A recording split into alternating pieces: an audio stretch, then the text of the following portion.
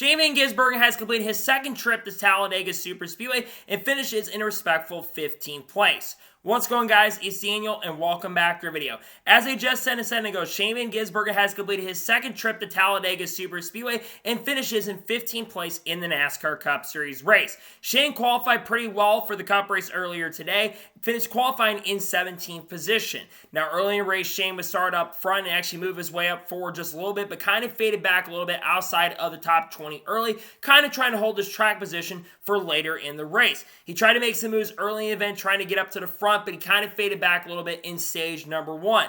But he stayed in the lead pack, unlike the Cup race the last time, which at Daytona it was. He kind of faded back a little bit, but started moving his way up to the front and was part of some fantastic racing up front early in the race, being part of the four wide stuff going on throughout the field, and kind of held his position up front and started moving forward quite a bit. But then he faded back a little bit near the end of stage number one and was running around 20th to 25th position through the most part of stage number one. But he got up around the top 20 near the end of stage number one, kind of held his position and stayed up to the front and was able to come across the line around 20th to 25th early in the race at the end of stage number one. Survived the Daniel Suarez carnage, was in front of that, and then he was able to get a solid finish in stage number one. Then we get the pit stops, and unfortunately Shane did not have a good pit stop, as sadly he ended up missing his pit box and have to go back a round. Now, one positive for him is he go a little bit harder than other drivers because he did get in the pit road to top off for fuel and got to top off with drivers like Kyle Larson and Bubba Wallace, and I believe Chase Elliott and Alex Bowman. Those guys were, and Brad Keselowski too, were among the guys that decided to top off at the end of stage number one. Getting to stage number two, Shane would start being a little more aggressive. Early, he'd be around 20th to 25th. But as the run progressed and went on, Shane was starting to be aggressive and make his way to the front. He got up around 15th on lap number 75 to 76. And then by lap number 80, he was up inside the top 10, making really aggressive moves on the top lane. Work with guys like Ross Chastain and Kyle Larson to make his way up to the front. And continuing on in stage number two, Shane was continuing to move his way forward and up to the front.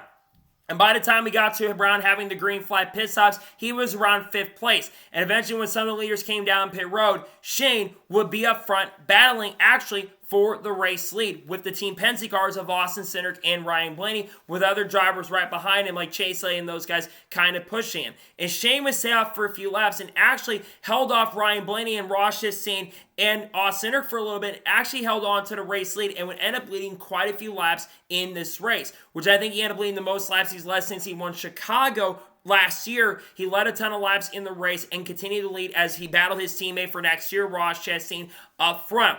And then he came down pit road and continued to stay up front after the green flag pit stops concluded around the halfway point. He would come out in 3rd place after the green flag pit stops had cycled. And he would continue to stay up front. Austin Cindric would have the race lead with Ryan Blaney right behind him. And then, of course, he would be in 3rd position. But the aggressiveness really started playing in the roles. But SVG continued to maintain his track position up front, with Chase Elliott also being on the inside as well, right behind him after. And Shane would continue to be inside of the top 5 near the end of stage number two. He tried to make moves a couple times, but continued to maintain his position. He would stay up front, and coming off the corner, the first big accident of the day would strike. Ryan Blaney and Ross Chastain would crash, and Shane would get a little damage after contact between Larson and Bowman and those guys. He would get a little damage on the right side of the car, have a big nose caved in on the right, was able to continue going, got a little bit of damage from that, but luckily for Shane, he came across the line, I believe, in 4th or 5th. Didn't get any stage points because of with him racing full-time in Xfinity, he won't get stage points racing in the Cup Series, but he would get across the line in 5th, having a continuously really respectful day. And as the race continued into stage number 3, he actually came off pit road inside the top 10 in 7th position. But then he started fading back a little bit as he had the outside line really working really well and the inside not working as well. Shane started fading back just a little bit and continued to fall back a little bit as the race progressed and went on near the end. Now, I think what he was thinking was at the time, I'm going to hang back a little bit near the middle portion here going to the pit stops and kind of hang back just in case the big one ends up striking and taking place. Well, for the most part, as the run progressed and went on, Shane would continue to hang back. And then with around 25 to 30 laps to go, he AJ Allmendinger, and I think Eric Jones and a couple other guys came down. Perot, mostly his teammates, would come down with him to pit road, which was a little shocking. I think Anthony Alfredo also came down pit road. So you had 4 cars coming down pit road with Shane. He also took tires, which was very interesting, but this would mean he had fresh tires getting back up to speed. Now, Shane and those guys would be about 4 or 5 seconds behind the leaders, but with all the leaders starting to race really hard after green flag pit stops had concluded, Shane was starting to charge his way back up to the front.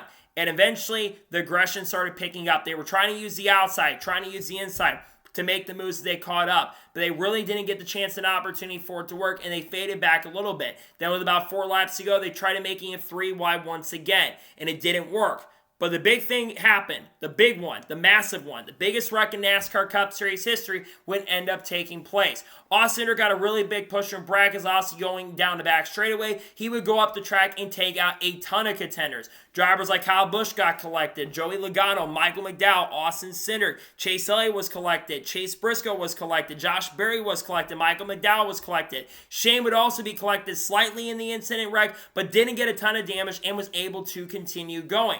And was able to survive the big wreck, meaning that Shane would be able to get a solid finish at the end of the day.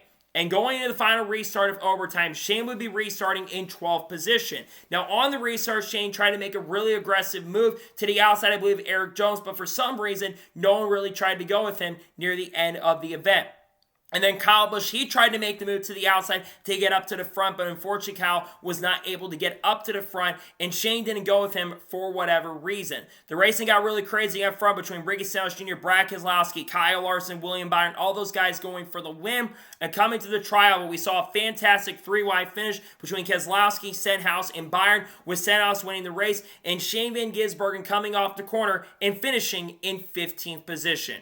A really strong day for SVG on an oval. He needs to get better on these types of tracks. It's no secret he's been kind of hit or miss on the super speedways in the NASCAR Xfinity race. We talked about it yesterday where he finished 34th in the Xfinity race. But today, he was very impressive. One of the biggest underdogs, I think, of the race today, in my opinion. I thought he was going to have a chance to really improve from yesterday's race, and he did just that. He ran up front a lot of the day, led around 10 laps in this event, which I think is the most he's led since Chicago last year, and legit had pace and speed to contend up front near the end of the event. I think he did get some damage in stage 2, but he legit had a fast car today and put together a really solid and strong performance. And I'm really excited for next year. If he's running this good and hasn't had that much super speed racing experience and is running up front like he did today, I think I'm really excited for him going into next year. And he needs to run good at these types of tracks. I'm not really expecting SVG to be running up front at other types of tracks like the intermediates a lot next year. So he's going to be fast at road courses. We know that. But if he can get down these super speedways, he could have a chance to win maybe the Daytona 500 next year. And there was a big announcement for Tim today as well. Obviously, WeatherTech coming on to sponsor him next year, which I think is really, really huge. So having the WeatherTech sponsorship along with the big announcement today, he had a chance to win, but finishing 15th. A really good day for Shane, leading a ton of laps today. Again, that's what I want to see improvement, and he continues to improve on a week-by-week basis. I know the Xfinity race did not go well for him yesterday, even though he did have pace and speed to contend, but a 15th-place run, a really good day for him. He's going to be competing against guys like Bubba Wallace who are good at these types of tracks. Brad Keselowski, Kyle Larson, Kyle Busch, maybe in the future Carl Edwards or Kurt Busch, who knows at this point. But I think it's going to be very fun to see what he can do next year in the NASCAR Cup Series, and I'm excited to see what he can do. He did a very excellent job today to run up front. Yes, he probably didn't get the finish that he wanted because no one really tried to go with him, but he finished on a lead lap and completed all the laps, and that's the most important thing. The more track experience he can get, the better it will be going into next year. But a really good day for Shane to finish inside the top 15 here at Talladega Superspeedway. A really good run for SVG.